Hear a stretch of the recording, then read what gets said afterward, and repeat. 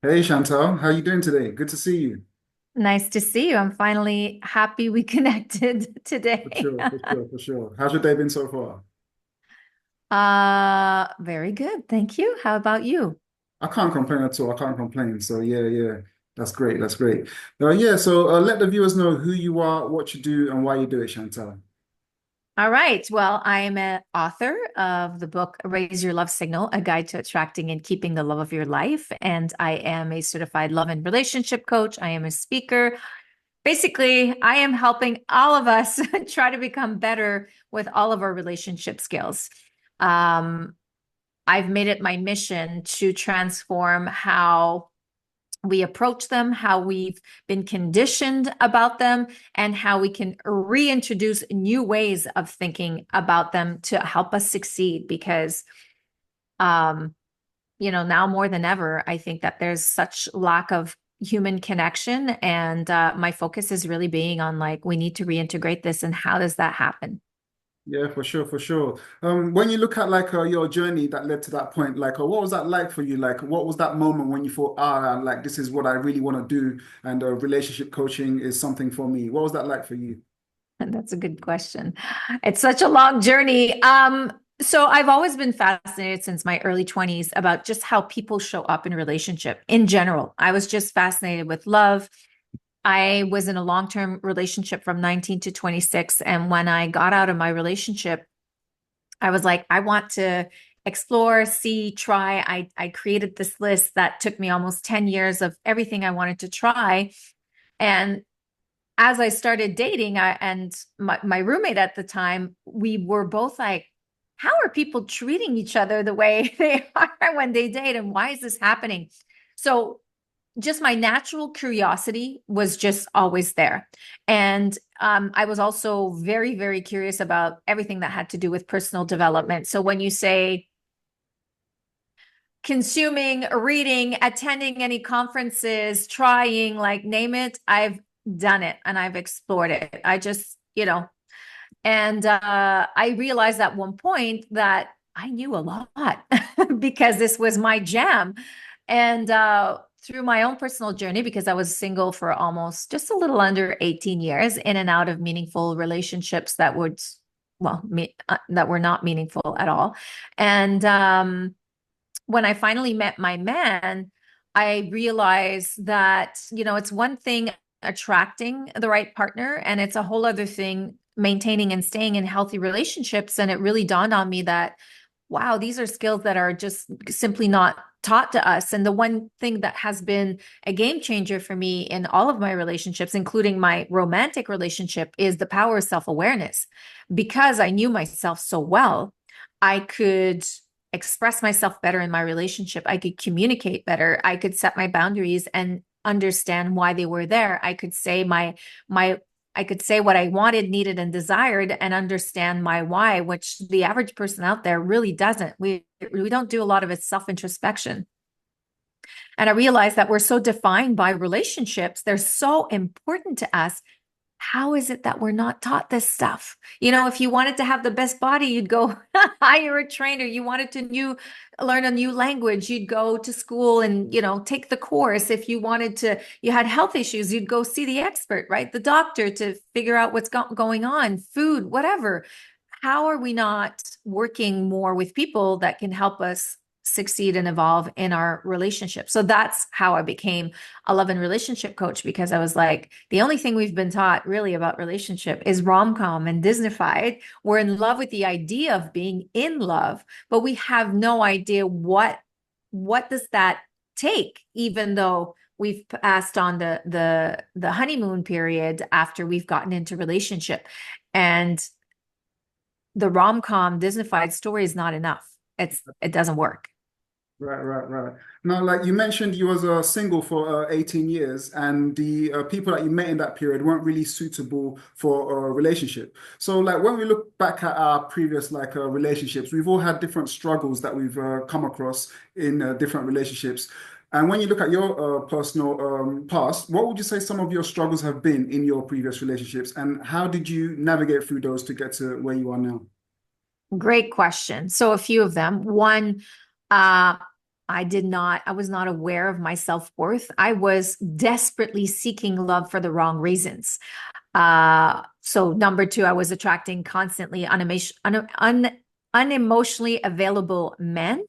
And that's why I talk about self-awareness, because when I finally, as I was saying, I was consuming and learning, but I wasn't applying. Massive difference. Massive difference. So when I turned 38 after doing my little run of a list of everything that it took, I was like, what's happening? And I really went diving deeper into understanding, why do I keep attracting that? Because I am the common denominator. So I realized what was the issue, which for me, I lost my dad when I was very young, and that was the first man that I loved, because whether we love it or not, our parents are our first love. So whether they were there, whether they were not, whether they were good, whether they were bad, these are examples of our first love. So that man abandoned me. So my little subconscious mind as a 2-year-old recorded that. That's why I was attracting unemotional available men. It was a way for me to protect myself. I always wanted to stay in control and make sure that I would control the situation. Nobody would leave me again. I would leave the relationship. So when you understand that, then it's like, oh, you can rewire your brain and start changing your everyday steps on how you're going to try to change that behavior and that belief, right? Right. So worthiness issues, finally understanding why, what was happening, why I kept attracting that, why I had the same pattern. And then through three, I think just general insecurity and really not understanding who I am and always looking for outside validation. I remember, for the short amount of times, some of the relationships that I had, like, feeling jealous, feeling anxious. Why aren't you calling me? Why aren't you doing this? I was just like, oh, wow, I was not sitting in my power myself. I did not know who I was. So yeah, I would say those were the three main things that kept reoccurring. So they created toxic relationships, basically, not healthy ones. And I especially did not know how to communicate. I was someone that was so jammed inside. I was afraid of being the true me, my authentic self. And that's something I see a lot of people doing still today. We pretend to be someone we're not, to be liked, to please. And that happened until I was 44 years old, until I met my fiance. I kept doing that. And that's when I finally said, okay, enough is enough. Why am I trying to be in a relationship with someone that I have to pretend to be somebody else? I want to be with someone that embraces all of my good and all of my bad. Right. So those are the four things I would say that I noticed from my past relationships. Yeah, yeah, excellent, excellent. Now, like when we look at it, like a lot of our patterns in relationship do go back to childhood. You mentioned like you felt like your dad abandoned you when you was two. Obviously, he passed away. But like that was something ingrained in you that you felt like was like what you're used to. So, like when you say like you were attracting emotionally unavailable people, do you feel like those things are what you were attracted to at the time because you were so used to it? Or what is your viewpoint on that when you say attracting something and being attracted to something? Well, that's funny because I talk about the triangle of love in my book, which is there's a massive difference between what we think we want, what we actually attract, and what's right for us. And most of our lives, unless you've done the work and you understand who you are and why your patterns, beliefs come from, you spend your time here. I was spending my time here. I thought I wanted a certain kind of man, type A, very much like me, adventure seeker, the bad boy syndrome. And I kept attracting, I did attract them, but they weren't emotionally available. They didn't want to commit. I also was afraid to commit and open my heart. So there was a massive difference here going on. And if I look at once I understood what my beliefs and patterns were and how I needed to rewire my brain, I look at who I ended up with and it's completely different. It has nothing to do with what I think I wanted. And that's why I teach what I teach, because It's proven, even scientifically, when we look at matchmaking data and scientific data around love, dating, and relationships, is that people think they know what they want, but their actions are completely the opposite versus what they say they want. Hence why arranged marriages tend to have a higher success rate, believe it or not, because guess who matches you? People that know you really, really well. So they think about the bigger picture. They think about what really matters. They think about what you really need in the long run to succeed in a relationship, not just close, immediate, oh my God, I'm in the love bubble and this is so great. And the butterflies and stuff. Right. So it's been a beautiful journey for me to realize that triangle of love is the key for you to really attract the right person quicker. Because when you understand the concept, and you understand why you're attracting what you're doing and what you think you want, you're able to observe yourself and catch yourself to not repeat those same patterns and beliefs. And that's why I say you become a better dater. You filter out the weeds so much quicker because you've developed what I talk about in my book, the eagle eye vision. The eagle eye vision is like, as humans, we have a 20/20 vision when it's perfect. That's not my case anymore. But the eagle is 24/7. So they see all the vision, not just what's happening right in front of them. So you need to think, when I'm going into a relationship or trying to call in a partner, how do I want to grow and evolve with this person? Where most people always have a checklist on who that person is, not how they want to grow and evolve together in a relationship. And that's a very different checklist. Yeah, for sure. So I say it in the book as well. It's like there's a massive difference between wants and needs. Wants are very, very superficial. They're very self-absorbed. It's all about me. When a relationship is a threesome, it's you, your partner, and the relationship. And the relationship has an entity of its own. So it's always about us. How is my comment? How is my attitude? How is my need of being right going to service the relationship? When you're able to catch yourself through that, 98% of the time, it doesn't. It doesn't. So it changes the dynamic of how you show up in relationship as well, where needs are fundamentals. They're like water, air, breath. You cannot live without. They're deal breakers, basically. So, how do you want someone to communicate with you? Do you want them to have this flight response, or, be able to actually sit down and have calm communication with you? How do you want somebody to take care of you when you get sick, when you lose your job, when your family member passes away? How do you want someone to treat your friends and your family around you, right? So you really have to start looking and diving deeper on the bigger picture and the value system that you're looking for to grow in the relationship, not just with the partner.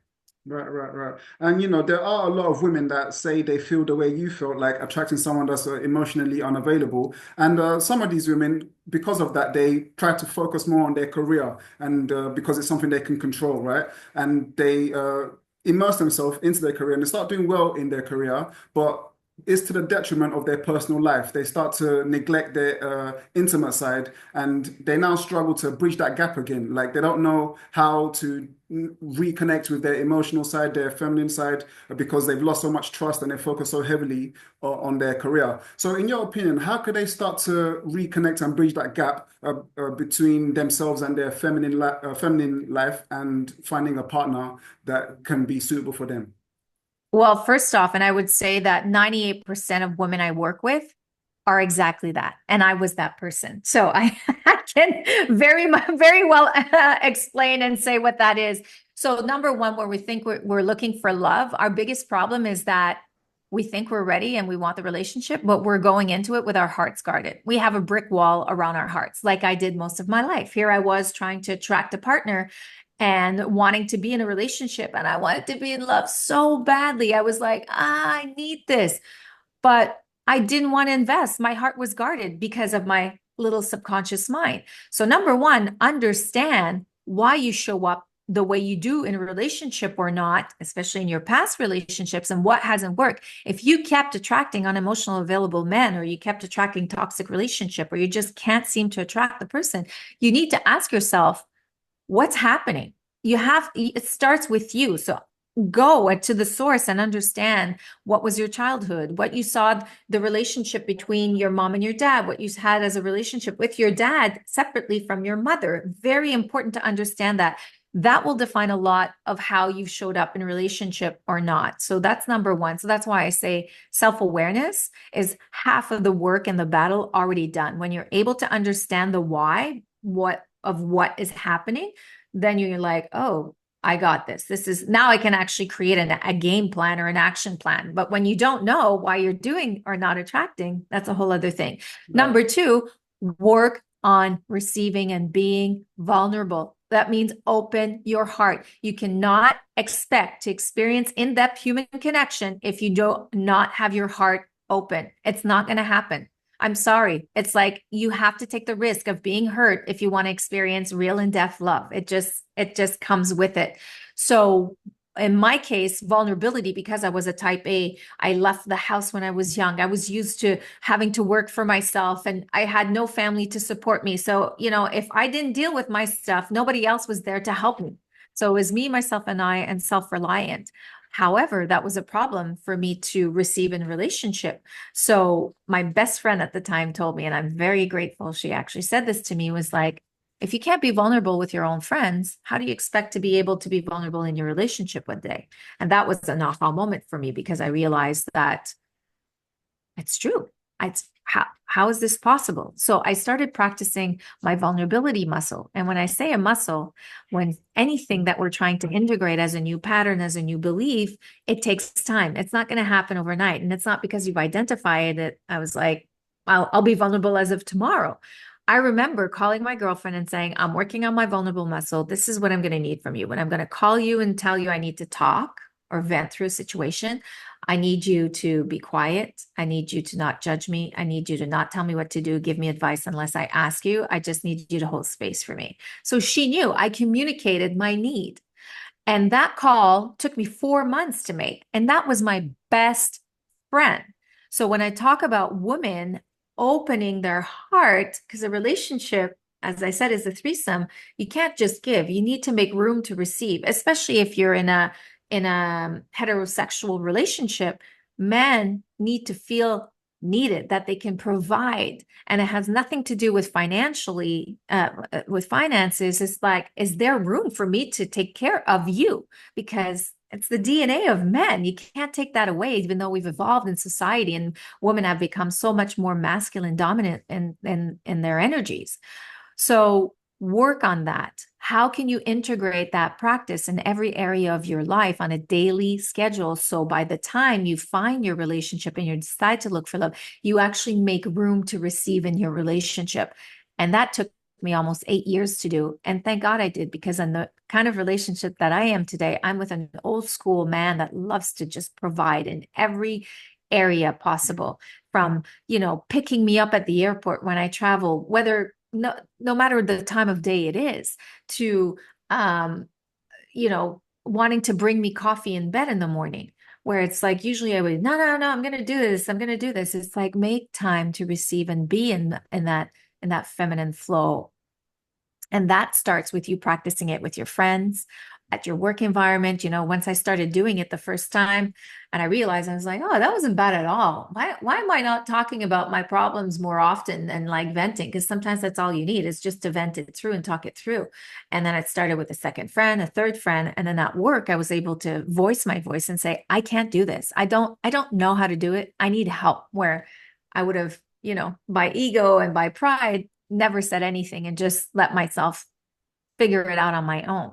So that's number two. And number three, slow down your role and expectations with the partners. Again, I think women are extremely demanding from the beginning, with not having done that checklist of the relationship, not necessarily just from a partner's perspective. Because when you're able to do that and focus on what really matters to you in the long run, you will go into dating with such a clear eyes. And as I said, with that eagle eye vision, that you will not settle. You will not, because you love yourself enough so much, you understand why you need what you want, and you're actually able to communicate it. that you won't get blindsided when you meet someone that says one thing, but for example, if you say, I never wanted to date a smoker, and the guy finally is a smoker and you really like him, you're attracted, the sex is amazing, I don't know, all of that kind of stuff that we can often get like blindsided by, you're going to remember because you're clear. You're so clear on the vision of what really matters to you. So you won't disrespect your inner voice, your intuition, right? Because oh no, I remember the long-term vision of this. This is true. So if people would just integrate that, it would change and transform the way people show up when they're dating and not be as discouraged or experience dating burnout because they don't even know what they really truly want. They Yeah, really yeah. don't. Yeah, yeah. Yeah, like when you talk about like opening up, like especially for people or even women that have been closed for some time, when they want to open up, they want to experience a different kind of a variety, like to see what they like and things like that. So by doing that, like they start to see like they're attracted to different people. So in the context of human nature, like the fact that we go out all the time and we're attracted to different people all the time, like, what is your viewpoint on monogamy versus non-monogamy? Because people do ask these kind of questions when they're kind of being open in that period. What is your viewpoint on that When you're dating or when you're in a relationship? in relationships? I think it's, if you would have asked me this question 10, 15 years ago, it would have been a very different answer than today. I think that, and that's just because we were conditioned to think one way. I think for me, relationships start with what you define, and you get to create the relationship you desire. So whether, that involves being monogamous or not, it's up to you. Whatever is good for you. You just need to find the person that thinks like you. That's all, right? So I think that if you're someone that monogamy is really important to you and that's what you want, you're allowed to. And if you do the opposite, you're allowed to. You just have to find the partner that shares the aligned values with you. And what would you say to people that like they found a partner that their values align, but maybe not necessarily about monogamy and non-monogamy because maybe they haven't spoken about that, but they would like to possibly open up the relationship. They'd like to have this conversation with their partner, but they're afraid that they're going to disrupt the relationship and everything else that aligns in the relationship because of their desire for opening up the relationship. So, how can they communicate this desire to open up the relationship possibly with their partner without being too destructive to the relationship? Well, that's communication is all. This is where it's so important. How you communicate, how you feel heard, how you feel acknowledged, and how you respect the mutual agreements you make. And one of the chapters in my book talks about the fundamentals that we need to succeed in relationship, communication being one of them, but it goes so much further than that. So when you're dealing with something like this, where maybe that's never been discussed and it comes up later in the relationship, the kind of conversation you'll be able to have depends on how you've created the fundamentals of the relationship from the beginning.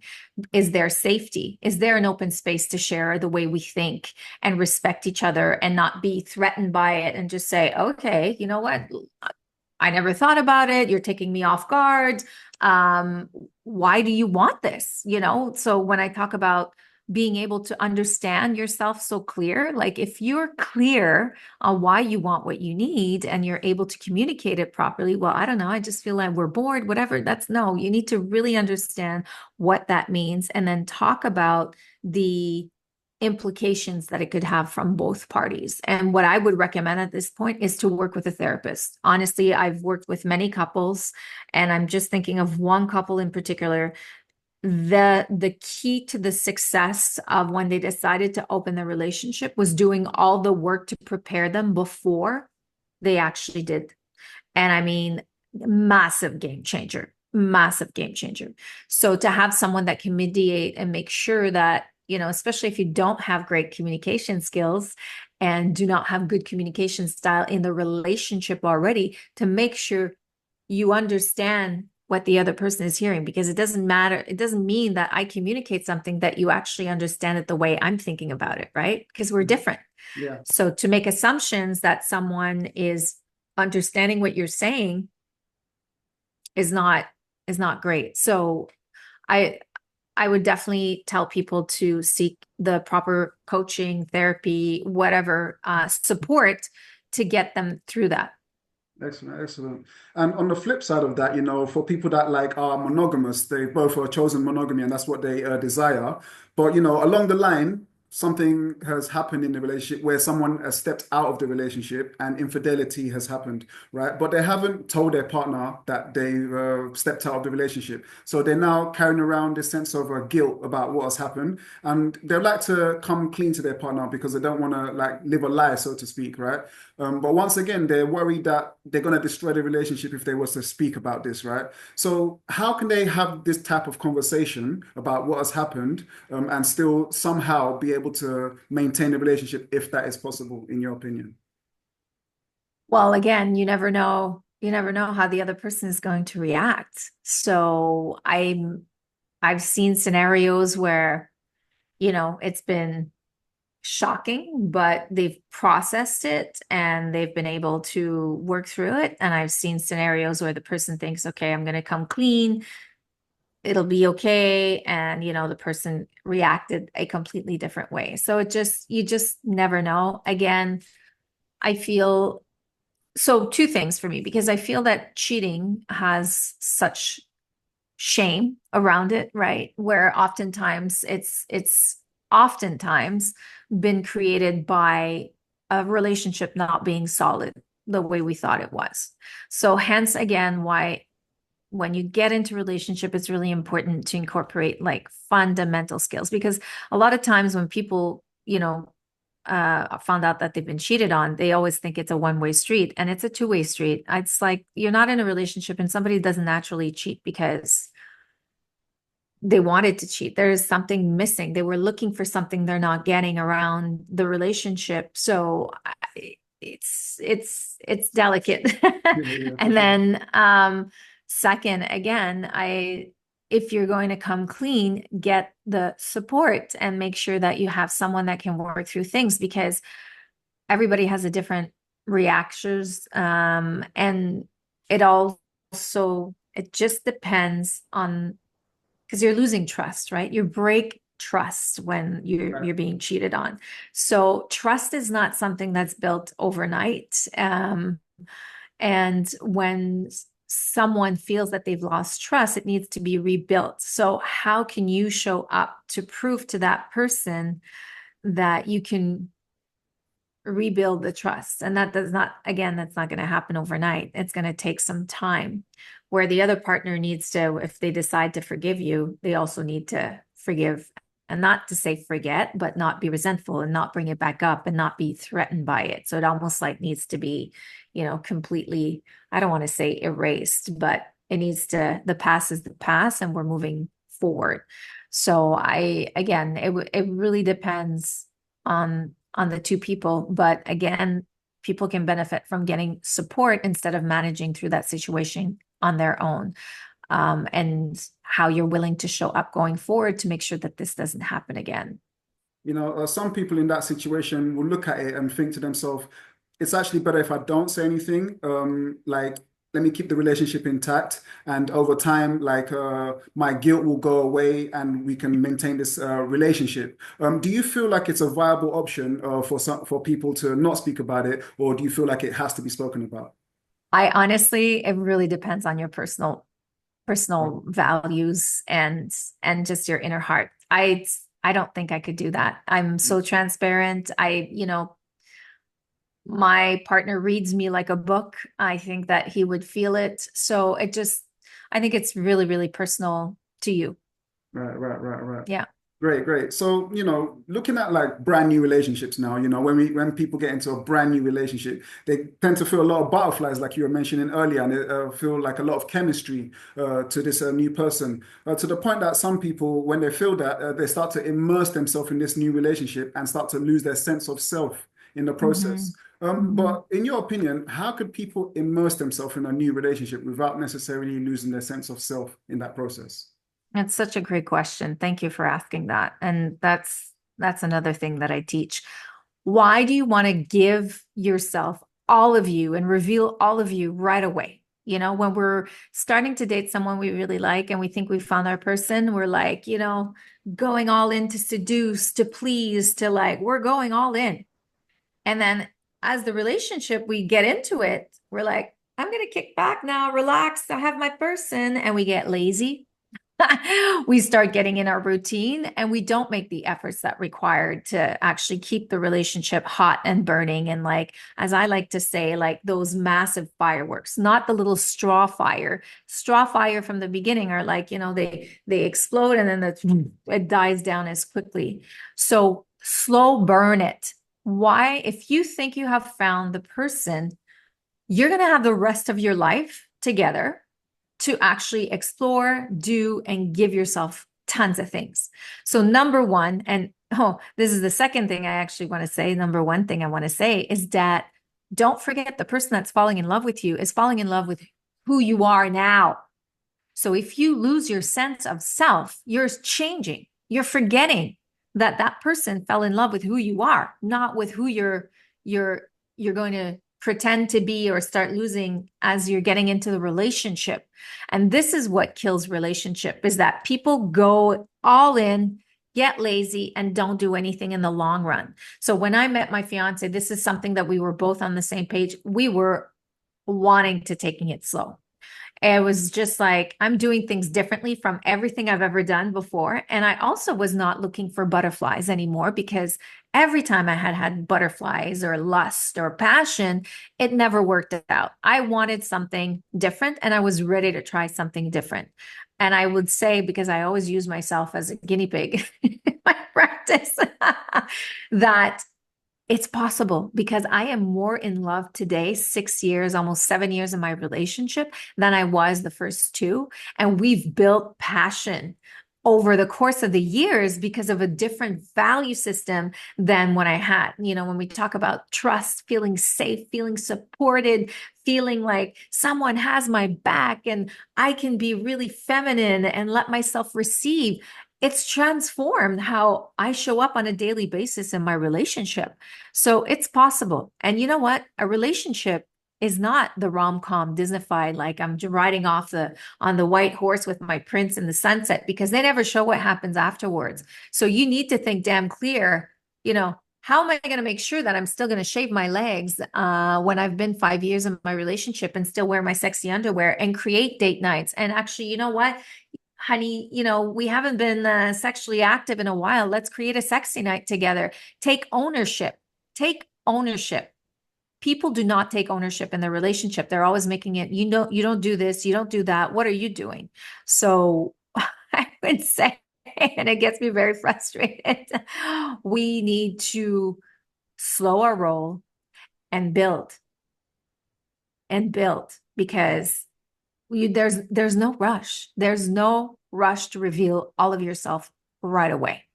Excellent, excellent. Yeah, very true. The dating phase never ends, like all throughout a relationship. That's for sure. That's for sure. Yeah. So, Chantal, thank you so much for coming on. Thank you for everything that you shared. Where can people find you, find out more about you, and find out more about what you do?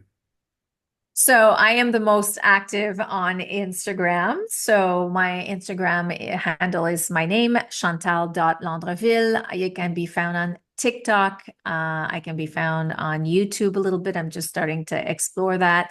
And then my website, raiseyourlovesignal.com, has all my courses, my coaching services, as well as my book. So my book is available for $24.95. And I would say for people that resonated with a lot of what I said today, this is a good buy because I wanted to create a book that was an easy read because we get so sidetracked quickly and we have such short attention span. But because I was such a massive self-development junkie, it's literally the best of everything I've learned over the last 20 years and the hundreds of thousands of dollars it cost me of all the possible courses and conferences. But it's everything I've also applied to really get me to where I am in my life today. And helped me develop my self-awareness journey to succeed better in all of my relationships. So get the book, because that will save you over 6 months to a year of therapy, and also help you be a better dater if you're out there. So no matter where you are in your journey of love, whether you're single, already in a relationship, this book has it all. Excellent, excellent. And for the viewers, all of that information will be in the description, so you can get in touch with Chantal and find out more about what she does as well. Once again, Chantal, thank you so much for coming on. Any final words before we wrap up? Be open to doing things differently. When you're not getting the results that you're looking for and you're discouraged and you're like, oh, the same, all the guys are the same, all the women are this, all that. You know what? We need to take ownership first. And I think that we're really good at blaming other people, but it starts with us. Are you communicating better? Are you holding your boundaries? Are you actually calling people out on their shit when they have bad behaviors, right? You don't need to be a bitch or an asshole about it, but it's like, call people out on their stuff. So get clear on what really matters, and what does it really mean to you to be in a relationship, other than, there's two great questions in my book at the beginning that I ask. What's your relationship with love, and what do you want your relationship with love to be? I strongly advise that people ask themselves that question before they even start dating, because it will transform your dating journey and how you perceive relationships. Excellent, excellent. Thank you so much, Chantal. Thank you. I appreciate it.